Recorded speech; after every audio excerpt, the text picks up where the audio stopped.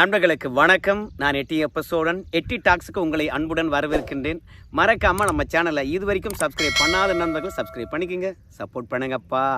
இன்றைக்கி என்ன செய்தியை பார்க்க போகிறோன்னு கேட்டிங்கன்னா, புட்டின் மோடி வீடியோ இணையதளத்தில் செம்ம வைரலுங்க. ஆச்சரியமாக பார்க்குறாங்க அந்த வீடியோவை. ஏன் ஆச்சரியமாக பார்க்குறாங்க? அப்படி என்ன வீடியோ இணையதளத்தில் வைரல் ஆகுது அப்படின்னு பார்க்க போகிறோம். இரண்டாவது, ட்ரம்ப் அவர்கள் நேற்று வெளிப்படையாக ஒரு விஷயத்தை ஒத்துக்கிட்டு இருக்கிறாரு. அமெரிக்காவுக்கு பேரழிவு இந்தியா செய்த சம்பவத்தால் அப்படின்னு சொல்லியிருக்கிறாரு. ஸோ ஜி ஜின்பிங், மோடி மற்றும் புட்டின் இவங்க 3 பேரும் ஷாங்காய் ஒத்துழைப்பு மாநாட்டில் அந்யுன்யமாக இருந்ததை பார்த்த பிறகு அமெரிக்காவில் ட்ரம்ப்புக்கு அழுத்தம் அதிகரித்து விட்டது. அதனால தான் ஓடி தன்னுடைய செயலுக்கு நியாயத்தை கற்பித்திருக்கின்றார். சரி, உண்மையாகவே அமெரிக்காவுக்கு பேரழிவா இந்தியா செய்த சம்பவத்தாலா அப்படின்றத ரெண்டாவதாக பார்க்கலாம். முதல்ல இணையத்தில் வைரலாகும் புட்டின் மோடி வீடியோ பார்த்துடலாமா? அதுக்கு முன்பாக இந்த ஃபோட்டோவை பாருங்களேன். இந்த ஃபோட்டோவில் அப்படி ஒன்றும் இல்லையாப்பா. புட்டின் அவர்கள் நம்ம மோடி அவர்களை கட்டி பிடித்திருக்கின்றார். அதை தாண்டி வேறு ஒன்றுமே இல்லையே அப்படின்னு சொல்லுகின்ற போதுதான் சர்வதேச பார்வையாளர்கள் என்ன சொல்கிறாங்க கேட்டிங்கன்னா, மோடி அவர்களை புட்டின் அவர்கள் கட்டி பிடிப்பதற்கு எப்படி அனுமதிக்கிறார் என்பதுதான் நமக்கு தெரியாத விடயமாக இருக்கிறது.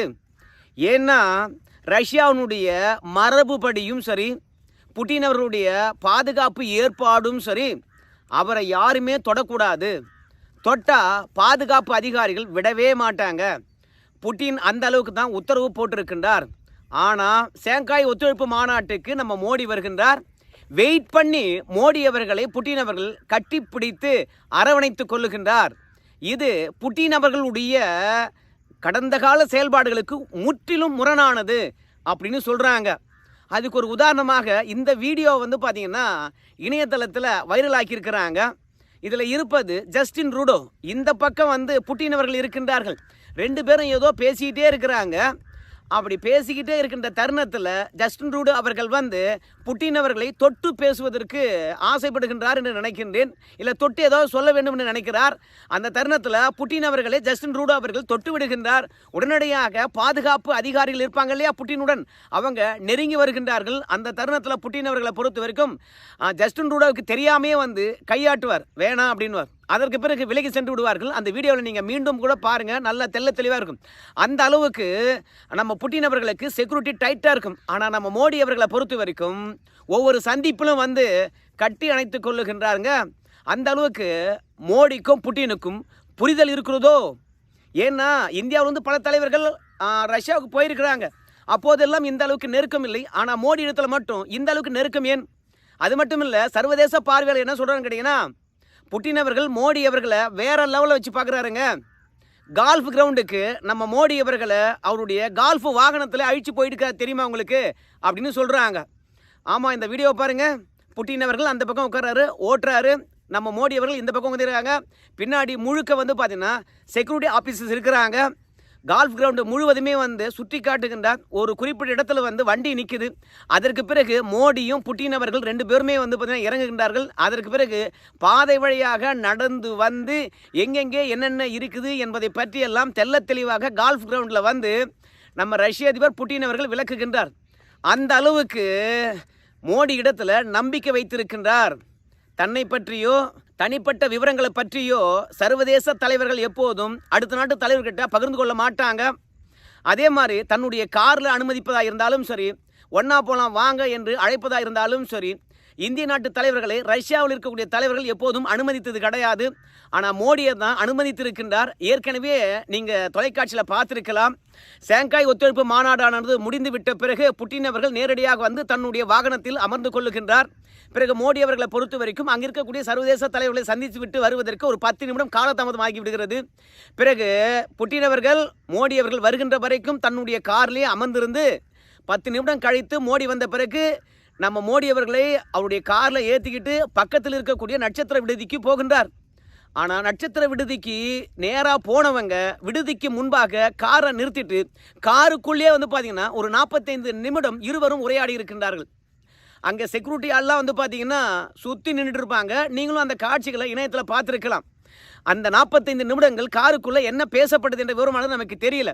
சர்வதேச பார்வையாளர்கள் என்ன சொல்கிறான்னு கேட்டிங்கன்னா, நட்சத்திர விடுதிக்கு தான் நம்ம போகிறோம். ஆனால் அங்கே ஏதாவது ஒட்டு கேட்பு கருவி இருந்தால் ஒன்றும் பண்ண முடியாது.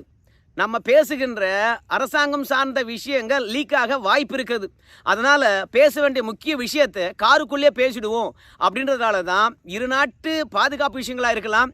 எப்போதுமே இந்தியாவை பொறுத்த வரைக்கும் பாதுகாப்பு தொடர்பாக எந்த நாட்டுடன் பார்த்திங்கன்னா ஒரு இராணுவ கூட்டணியை வச்சுக்காது. ரஷ்யா கூட நம்ம இராணுவ கூட்டணி கிடையாது, எல்லாமே நாம் வர்த்தக கூட்டணி தான். ஆனாலும் மோடி வந்த பிறகு இராணுவ கூட்டணியும் போடுறாரோ. இரு நாட்டுக்கு இடையில் இருக்கக்கூடிய பிரச்சனை பேசினாங்களா, இல்லை அமெரிக்கா தருகின்ற குடைச்சலை பற்றி ரகசியமாக தன் காரில் பேசினாங்களா தெரியல. உளவாளிகள் எங்கே வேண்டுமானாலும் இருப்பாங்க என்பதனால தான் பார்த்தீங்கன்னா புட்டின் அவர்கள் 45 நிமிடம் தன்னுடைய கார்லேயே மோடி அவர்கள் வச்சிருந்து அங்கேயே பேசிவிட்டு அதற்கு பிறகு ஓட்டலுக்கு அழைத்திருக்கிறார். அதுக்கு பிறகு ஓட்டலில் போயிட்டு கிட்டத்தட்ட ஒரு 2 மணி நேரம் 3 மணி நேரம் பார்த்தீங்கன்னா இரு நாட்டு உறவு பற்றியும் அப்புறம் எரிபொருள் பற்றியும் பாதுகாப்பு பற்றியும் தொழில்நுட்பங்கள் பற்றியும் இரு நாட்டுக்கு இடையில் பார்த்தீங்கன்னா பேச்சுவார்த்தை நடந்திருக்கிறது. இதெல்லாம் முடிச்சிட்ட பிறகு தான் புட்டின் மோடி அவர்கள் ஓட்டலிருந்து வந்து அவங்கவுங்க நாட்டுக்கு திரும்பி இருக்கின்றார்கள். அதனால தான் சர்வதேச பார்வையாளர்கள் சொல்கிறாங்க, நம்ம புட்டின் அவர்களை பொறுத்த வரைக்கும் ட்ரம்ப் காரில் போனது ஒரு அதிசயம். ஏன்னா அமெரிக்காவை நம்பவே மாட்டாங்க, ஆனால் ட்ரம்ப் அவர்களை நம்பினாங்க. ஏன்னு கேட்டிங்கன்னா இந்தியாவுக்காக தான் அப்படின்னு சர்வதேச பார்வையாளர் சொல்கிறாங்க. என்னையா சொல்கிற, அலாஸ்காவில் பேச்சுவார்த்தை நடத்துனது உக்ரைன் ரஷ்யா போரை நிறுத்தத்துக்காகவா அப்படின்னு எல்லாரும் சொன்னாலும் சர்வதேச பார்வையாளரை பொறுத்த வரைக்கும் அதுக்கு கிடையாதுங்க. ஏன்னா நெருங்கிய நண்பனாக இருக்கக்கூடிய இந்தியாவுக்கு அமெரிக்கா குடைச்சல் கொடுக்குது. அந்த ஒரே காரணத்துக்காக மட்டும்தான் புட்டின் அவர்கள் வாய் அலாஸ்காவில் பேசலாம் அப்படின்னு சொல்லிட்டு ஒத்துக்கிட்டாரே கண்டி, இந்தியாவுக்காக தான் ஒத்துக்கிட்டாரே கண்டி, ஒருபோதும் உக்ரைன் ரஷ்யா போரில் நம்ம ட்ரம்ப்பால் நிறுத்திட முடியும், பேச்சுவார்த்தை நடத்தலாம் வாங்க அப்படின்றதெல்லாம் கிடையாது. உக்ரைனானது ரஷ்யாவுடைய கோரிக்கையை முழுமையாக ஏற்றுக்கொள்ளாத வரைக்கும் அந்த போர் முடிவடையாது என்பது சர்வதேச பார்வையாளர் எல்லாருக்குமே தெரியும். அப்படி இருக்கும்போது உக்ரைனானது ரஷ்யாவுடைய கோரிக்கையை ஏற்றுக்கொண்டிருந்தால் என்னைக்கோ போரானது நின்று இருக்கும். இந்த 3 ஆண்டு காலம் நீடித்திருக்காது. ட்ரம்ப்பு நம்முடைய ஜெலன்ஸ்கி அவர்கிட்ட சொல்லி ரஷ்யாவுடைய கோரிக்கையை ஏற்றுக்க வச்சிருப்பாரா? முடியாத காரியம். அதனால தான் விட்டுட்டார். இந்தியாவுக்காக தான் பார்த்தீங்கன்னா அலாஸ்கா போனார் புட்டின். அதனால் இந்தியா மீது இருக்கக்கூடிய வரியை ஒன்று தள்ளி வைக்கணும், இல்லையா திரும்ப பெறணும் என்ற ஒரே காரணத்துக்காக தான் நம்முடைய ட்ரம்ப் காரில் புட்டின் அவர்கள் போனார். ஸோ இது அலாஸ்காவில் இருக்கக்கூடிய ஹோட்டல்லையே பேசியிருக்கலாம். ஆனால் இந்தியா தொடர்பான பேச்சுவார்த்தைக்கு ஹோட்டலில் இடம் கிடையாது. எப்படியா இருந்தாலும் சரி, புட்டினுடன் 4 பாதுகாப்பு அதிகாரிகளோ இல்லை அரசாங்க அதிகாரிகளோ புட்டினுடன் இருப்பாங்க. அதே மாதிரி நம்ம ட்ரம்ப்புடன் பார்த்தீங்கன்னா இன்னும் 4 அதிகாரிகள் இருப்பாங்க. இதில் உக்ரைன் ரஷ்யா மட்டும்தான் பேச வாய்ப்பு இருக்குது. இந்தியா பற்றி பேசுவதற்கான வாய்ப்பு அந்த இடத்துல இருக்காது, பேசவும் கூடாது. அதனால் 3வது நாட்டு விஷயத்தை பற்றி ட்ரம்ப் கிட்ட பேசுவதற்கான வாய்ப்பு காரில் மட்டும்தான் ஏற்படும். அதற்காக தான் அந்த அலாஸ்கா கார் பயணத்தையே மேற்கொண்டார் என்று சொல்கிறாங்க சர்வதேச பார்வையாளர்கள். இந்தியா மீது இருக்கக்கூடிய வரியை குறைங்க இல்லை திரும்ப பெறுங்கன்னு சொல்லிட்டு. ஆனால் ட்ரம்ப்பை பொறுத்த வரைக்கும் அதை பற்றிலாம் காதிலே போட்டுக்க மாட்டார்.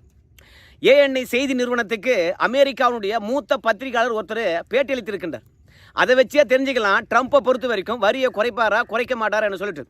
ரிக் சான்சஸ் அப்படின்றவர் இந்தியா என்ன பள்ளி பிள்ளை என்று நினைத்து விட்டாரா? சிறு பிள்ளைத்தனமாக ட்ரம்ப் அவர்கள் இந்தியாவிடம் விளையாடுகின்றார். இந்தியா வளர்கின்ற சக்தி வாய்ந்த நாடு, அதுக்கு வரலாறு இருக்குது, திறன் இருக்கிறது, வளங்கள் இருக்குது.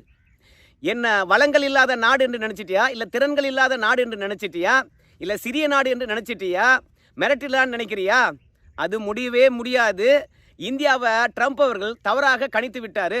இந்தியா தான் எடுத்த கொள்கையில் சரியாக போயிட்டு இருக்குதுங்க. ஆனால் ட்ரம்ப் தான் சர்வதேச அரசியலை புரிந்து கொள்ளாமல் இந்தியா மீது வரி விதித்திருக்கின்றார். இது அர்த்தமற்றது, 2வது அவமதிப்பானது.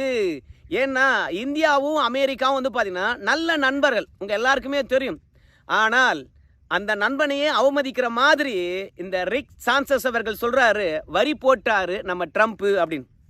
அதுலேயும் ட்ரம்ப் ஏன் வரி போட்டார் தெரியுமா அப்படின்னு அமெரிக்காவோட மூத்த பத்திரிகையாளர் சொல்கிறாரு. அரசியல் காரணங்களுக்காகவும் 2வது தன்னுடைய சுய விருப்பத்தின் காரணமாகவும் இந்த வரியை இந்தியா மீது போட்டிருக்காரு. அதே மாதிரி உக்ரைன் போகிற நிறுத்தத்துக்காக தான் நான் இந்தியா மீது வரி போட்டேன் என்று சொல்கிறாரு. ஆனால் உக்ரைனுக்கும் ரஷ்யாவுக்கும் இடையில் இருக்கக்கூடிய பிரச்சனையானது ட்ரம்ப்புக்கு தெரியவே தெரியாதா? அதுக்காக இந்தியா மீது வரியை போட்டுட்டா போர் நின்று விடுமா? எதை நினச்சி ட்ரம்ப் அவர்கள் இந்தியா மீது வரியை போட்டார்? இன்னைக்கு சைனா, ரஷ்யா, இந்தியா 3 பேரும் கைகோர்த்து இருக்கின்றார்கள். அவங்களோட ஏன் கை கோக்குறீங்க அப்படின்னு இந்தியாவை போய் கேட்க முடியுமா? நமக்கு இருந்த வாய்ப்பை தட்டி விட்டுட்டு நம்மளுடன் வந்து ஒரு பெரிய நாட்டை, வல்லமை கொண்ட அரசை நம்மளுடன் வச்சுக்காம எதிரிடம் தள்ளி விட்டுவிட்டு இன்னைக்கு ட்ரம்ப் அவர்கள் வந்து பார்த்தீங்கன்னா நியாயம் பேசுகின்றார். அதனால் ட்ரம்ப் செய்தது முட்டாள்தனமானது, அவமானகரமானது அப்படின்னு சொல்லிட்டு கடுமையான விமர்சனத்தை வச்சுருக்காங்கப்பா. ஏஎன்ஐ செய்தி நிறுவனத்தில் வந்த பேட்டியை நான் உங்களுக்கு சொல்கிறேன். அந்த அளவுக்கு ட்ரம்ப்புக்கு எதிராக எதிர்கட்சிக்காரங்களும் சரி, அவங்க கட்சியில் இருக்கிறவங்களும் சரி, பத்திரிகையாளர்களும் சரி, இந்தியா மீது வரி போட்டது நியாயமற்றது. அதில் ஒரு வார்த்தை சொல்லியிருக்கின்றாரு, ட்ரம்ப்புக்கு மட்டுமே வந்து சர்வதேச பிரச்சனை என்ன என்று தெரியல அப்படின்னு நம்மளால் சொல்ல முடியாது. அமெரிக்காவில் இருக்கக்கூடிய பல தலைவர்களுக்கும் சர்வதேச பிரச்சனை என்ன என்பதை பற்றி அவங்களுக்கு தெரியவே இல்லை. அப்படி தெரிஞ்சிருந்தாங்கன்னா இந்தியா மீது வரி போட்ட விஷயத்துக்காக ட்ரம்ப்புக்கு நெருக்கடி கொடுத்துருப்பாங்க அப்படின்னு ரிக் சான்சஸ் அவர்கள் வந்து சொல்கிறார். ஸோ இப்படி ட்ரம்ப்பை பொறுத்த வரைக்கும் நோபல் பிரைஸுக்காக இந்தியா மீது வரி போட்டுட்டு அரசியல் காரணங்களுக்காக இன்னைக்கு நீ ரஷ்யா கிட்ட எண்ணெய் வாங்குற அதான் காரணம் அப்படின்னு சொல்கிறது ஏற்றுக்கொள்ள முடியாது. உக்ரைன் பிரச்சனை என்ன, ரஷ்யா பிரச்சனை என்ன என்பதை தேடி பார்த்து ஆழமாக அலசி அதில் தீர்வு கண்டால் மட்டும்தான் அந்த போரை நிறுத்த முடியும். இந்தியாவுக்கு வரி விதிப்பதனால நாம் இந்தியாவை மீண்டும் நட்பு நாடாக மாற்றவே முடியாது, அந்த அளவுக்கு சீர்குலைந்து விடும் அப்படின்னு சொல்லிட்டு வர்த்தக கூட்டாளியாக இருந்த இந்தியாவை விரட்டி விட்டுட்ட இன்னைக்கு சீனாக்காரன் பாருங்க இராணுவ கூட்டாளியே கூப்பிட்டுருக்குறான். ஆமாங்க, ஜப்பானை வெற்றி கொண்ட 80வது ஆண்டு நிறைவு விழாவில் கிம் ஜாங் உன் வடகொரிய அதிபர் வந்திருக்காரு, அப்புறம் ரஷ்ய அதிபர் போயிருக்காரு, சீன அதிபர் அங்கேயே இருக்கிறார். இவங்கெல்லாம் இராணுவ கூட்டணி. ஏற்கனவே வர்த்தக கூட்டணியானது ஷாங்காய் ஒத்துழைப்பு மாநாட்டில் உருவாச்சு அமெரிக்காவுக்கு எதிராக. இன்னைக்கு கிட்டத்தட்ட 30 நாட்டு தலைவர்கள் வந்து சீனாவுடைய வெற்றி கொண்டாட்டத்தில் கலந்துக்க போகிறாங்க. இவங்க அத்தனை பேரும் வந்து அமெரிக்காவுக்கு எதிராக இருக்கக்கூடிய இராணுவ கூட்டணி. இப்போ ட்ரம்ப் என்ன பண்ண போகிறாரு? உலகத்தை ஒட்டுமொத்தமாக சீனா கிட்ட வழிநடத்துவதுக்கு விட்டுட்டு வேடிக்கை பார்க்க போகிறாரா என்று எல்லாருமே கேட்குறாங்க. இப்படியாப்பட்ட சூழ்நிலையில் தான் வந்து ட்ரம்ப் அவர்கள் நேற்று ஷாங்காய் ஒத்துழைப்பு மாநாட்டில் இந்த மூத்த முதுபெரும் தலைவர்கள் நடந்து கொண்ட விஷயத்தெல்லாம் பார்த்துட்டு திடீர்னு இந்தியா அமெரிக்காவுக்கு பேரழிவை தந்து விட்டது, இனியும் நாங்கள் பொறுத்து கொள்ள மாட்டோம் அப்படின்னு ட்ரம்ப் அவர்கள் சொல்கிறார். என்ன பேரழிவா? ஏன்னா ஒரு உச்சபட்ச தலைவர், உலகத்தை வழிநடத்தக்கூடிய நாடு அமெரிக்கா, அந்த நாட்டு தலைவர் வந்து பார்த்தீங்கன்னா இந்தியாவால் நாங்கள் பேரழிவை சந்தித்து விட்டோம் அப்படின்னு சொல்கிறாருன்னு வச்சுங்களேன். அது சாதாரண விஷயமே கிடையாதுங்க. ஏன்னா எந்த நாட்டிடமும் சண்டை போட்டு ஜெயிக்காத நாடு தான் அமெரிக்கா. வியட்நாம கிட்ட கூட வந்து பார்த்தீங்கன்னா சண்டை போட்டு ஜெயிக்கவே இல்லை. ஆனால் நம்முடைய வெளியுறவுத்துறை அமைச்சர் சுப்பிரமணியம் ஜெய்சங்கர் அவர்கள் தன்னுடைய புத்தகத்தில் எழுதியிருக்கிறாராம், எந்த நாட்டுடன் சண்டை போடாமையே வந்து பார்த்தீங்கன்னா தொடர்ச்சியாக வெற்றி பெறுகின்ற நாடு சீனா. இப்படி சண்டை போட்டு தோற்று போன அமெரிக்கா எங்கே இருக்குது, சண்டை போடாத வெற்றி பெற்ற சைனா எங்கே இருக்கிறது? ஸோ அதனால் இன்னைக்கு அமெரிக்கா மீது நம்பிக்கையற்று சீனாவை நம்பி போகின்ற காலகட்டம் இருக்கின்ற தருணத்தில் அமெரிக்கா இந்தியாவை எதிர்கொள்ள முடியாத ஒரு சூழ்நிலை இருக்குது. இல்லை ட்ரம்ப்பை பொறுத்த வரைக்கும் தான் வரி போட்டது தவறு என்று அமெரிக்காவில் இருக்கிறவங்க உணர்கின்றார்கள். ஸோ நான் ஏன் இந்தியாவுக்கு வரி போட்டேன் தெரியுமா, அதனால் அமெரிக்காவுக்கு எவ்வளோ பேரழிவு தெரியுமா அப்படின்னு நியாயப்படுத்தும் விதமாகத்தான் வழக்கமாக விடுற ஸ்டேட்மெண்ட்டை நேற்று ஷாங்காய் ஒத்துழைப்பு மாநாடு முடிந்த பிறகு 3 தலைவரும் ஒற்றுமையாக இருந்ததை பார்த்த பிறகு தன்னுடைய ட்ரூத்து இணையதளத்தில் சில கருத்துக்களை பதிவிட்டிருக்கிறார். அந்த கருத்துக்கள் என்ன சொல்கிறான்னு கேட்டிங்கன்னா, நான் பாருங்க, நாங்கள் வந்து வரியானது கம்மியாக தான் போட்டோங்க, ஆனால் இந்தியா பல தசாப்தங்களாக அதிகமான வரியை அமெரிக்கா மீது போட்டதுங்க. இரண்டாவது, அதிகமான விற்பனை எங்கள் நாட்டில் செஞ்சது பொருளை இந்தியா, நாங்கள் இந்தியாவில் குறைவான பொருள் தான் விற்பனை செஞ்சோம் அப்படின்னு புட்டின் சொல்கிறார். அதுக்கு 2024 அமெரிக்காவுக்கு நாம் $80 பில்லியன் அளவுக்கு பொருட்களை ஏற்றுமதி பண்ணியிருக்கோம். அதே மாதிரி அமெரிக்காவிலிருந்து நம்ம நாட்டுக்கு $41.5 பில்லியன் தான் இறக்குமதி ஆகிருக்குது. அப்படி பார்க்கும்போது கிட்டத்தட்ட ஒரு $39 பில்லியன் அளவுக்கு அமெரிக்காவுக்கும் இந்தியாவுக்கும் இடைவெளி இருக்குது. அப்போது எத்தனை நாளாக வந்து அமெரிக்கா பணத்தை இந்தியா அள்ளி கொண்டு போயிருக்கு பாருங்க. அப்போது அமெரிக்கா பணமானது இந்தியாவுக்கு போனால் அமெரிக்கா அழிவை சந்திக்காதா அப்படின்னு சொல்லிட்டு எங்கள் கிட்ட இருந்து அள்ளி போன பணத்தை வச்சு ரஷ்யா கிட்ட வந்து பார்த்தீங்கன்னா எண்ணெயும் இராணுவ தளவாடங்களையும் அதிகமாக வாங்குது. ஆனால் எங்கள் கிட்ட இருந்து கொண்டு போன பணத்தை வச்சு எங்கள் கிட்ட ஆயுதம் வாங்கியிருக்குதா அப்படின்னு பார்க்கும்போது கம்மியாக தான் வாங்கியிருக்காங்க. ஆனால் இப்படி அமெரிக்காவுக்கு பேரழிவை தந்துட்டீங்கப்பா அப்படின்னு இந்தியா கிட்ட சொல்லுகின்ற போது இன்றைக்கி நாங்கள் வரியை முற்றிலும் குறைச்சிடுறோம் அப்படின்னு சொல்கிறாங்க. ஆனால் வரியை குறைச்சா நாங்கள் ஏற்றுக்க மாட்டோம். ஏன்னா ஏற்கனவே நீங்கள் ஏகப்பட்ட டேமேஜை அமெரிக்காவுக்கு ஏற்படுத்திட்டீங்க. காலதாமதம் ஆகி போய்விட்டது. பல ஆண்டு காலத்துக்கு முன்பாகவே அமெரிக்கா மீது விதிக்கப்பட்டிருக்கின்ற வரியை குறைச்சிருக்கணும், குறைக்காது விட்டுட்டீங்க. இனிமே பார்த்தீங்கன்னா மன்னிக்க முடியாது, வரி போட்டது தான் அப்படின்னு ட்ரம்ப் அவர்கள் சொல்லியிருக்கிறாருங்க. அமெரிக்காவிலேருந்து நாம் ஏன் அதிகமான பொருளை இறக்குமதி பண்ணலை? சாதாரண லாஜிக் தானுங்க. அமெரிக்காவில் உற்பத்தி ஆகின்ற பொருள் விலை அதிகமாக இருக்கும், நம்ம நாட்டில் உற்பத்தி ஆகின்ற பொருள் விலை குறைவாக இருக்கும். நம்ம நாட்டிலேருந்து ஏற்றுமதி ஆகின்ற பொருட்களை அமெரிக்காவில் இருக்கிறவன் குறைந்த விலை கொடுத்து தரமான பொருளை வாங்குவான். ஆனால் அமெரிக்காவில் உற்பத்தி ஆகின்ற பொருளை இங்கே இறக்குமதி பண்ணோம்னா டாலர் கணக்குடன் நம்ம ஒப்பிடுகின்ற போது பல ஆயிரங்கள் கொடுத்து தான் அமெரிக்க பொருளை வாங்க வேண்டியதாக இருக்கும். ஐஃபோனே உதாரணமாக எடுத்துக்கலாம். அதனால் அமெரிக்க பொருட்களை நாம் இறக்குமதி பண்ணோம்னா நம்ம நாட்டில் இருக்கிறவங்க அதிக விலை கொடுத்து வாங்க மாட்டாங்க, வாங்கும் திறன் குறைவாகத்தான் இருக்கும். அதனால தான் அமெரிக்காவே நினைச்சாலும் இந்திய மார்க்கெட்டை அதிகமாக பயன்படுத்த முடியாது அப்படின்றது எல்லாம் தெரியும். ஒருவேளை அமெரிக்கா பொறுத்த வரைக்கும் விலை குறைவாக இந்தியாவுக்கு ஏற்றுமதி பண்ணால் நியாயமான விலையில் அமெரிக்கா பொருட்கள் இந்தியாவில் கிடைச்சா கண்டிப்பாக ஏற்றுமதியும் அதிகரிக்கும், இந்தியாவில் இருக்கிறவங்க நிறைய பேரும் வாங்குவாங்க. ஆனால் அமெரிக்கா பொருளுக்கென்று ஒரு கிரேடு இருக்குது, அதுக்கு ஒரு விலை அப்படின்னு வச்சா எவன் வாங்குவான்? அதனால தான் என்றென்றைக்கும் அமெரிக்காவும் இந்தியாவுக்கும் ஏற்றுமதியில் வித்தியாசம் இருக்குதுங்க. இது எல்லாம் ட்ரம்ப்புக்கு தெரியும். இருந்தாலும் தான் முறையற்ற தனமாக சீனாவுக்கு வரி போடாமல் நமக்கு அதிகமான வரி போட்டது அமெரிக்காவில் கொதிப்பை ஏற்படுத்தியிருக்கிறது. அதனால் இந்தியா வரி போட்டதுனால தான்டா அமெரிக்கா அழிஞ்சு போச்சு, பேரழிவை சந்தித்திருக்குது, ஒரு அதிபராக இருந்து நானே சொல்கிறேன் அப்படின்னு வெளிப்படையாக ஒத்துக்கிட்டு இருக்காரு. ஆனால் இந்தியா தன் ரூட்டை தெல்ல தெளிவாக எடுத்தாச்சு. அது என்ன ரூட்டுன்னு கேட்டிங்கன்னா 147 கோடி பேருக்கும் எண்ணெயை நம்ம சப்ளை பண்ணணும். எங்கே விலை குறைவாக இருக்குதோ அங்கே தான் நம்ம வாங்குவோம். சொந்தம் பந்தம் நட்பெல்லாம் தாண்டி நம்ம நாட்டு நலனை அடிப்படையாக வைத்து மட்டும்தான் நம்முடைய செயலாக்கம் இருக்கும். இது ட்ரம்ப்புக்கும் தெரியும், நம்மளும் வெளிப்படையாக 100 முறை சொல்லியாச்சு.